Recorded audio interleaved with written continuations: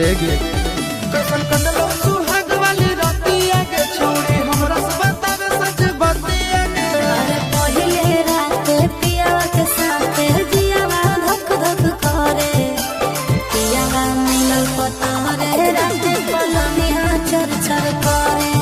अरे पहिले रात सैया के साथे जियावा धक धक करे, पियावा मिलल पतरे रात पलंगिया चर चर करे।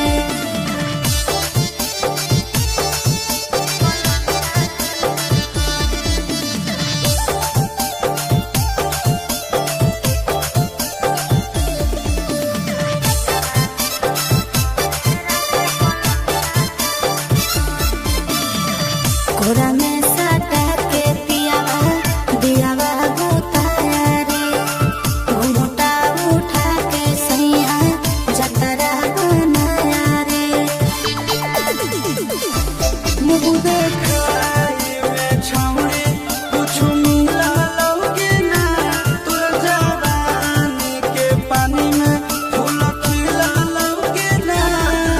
अरे कबो ऊपर कबो नीचे छिजवा मोर धरे, पियावा मिलल पतरे रात पलंगिया चर चर करे।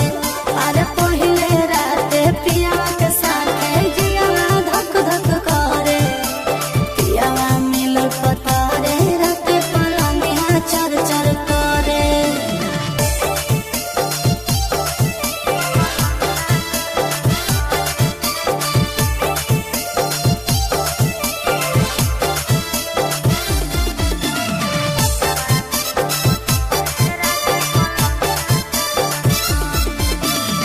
सोनवा के नथिया सैया हमारा ले लाया रे, प्यार से धीरे धीरे अपने से पहनाया रे। कि नंदन राशि सखी सतोरा कहिला कौके ना, चंदन गोठावा जुठाई के हिस्सा देला कौके ना। अरे कोच से जे टच कैला कहू जियावा मन हो रे, पियावा मिलल पतरे रात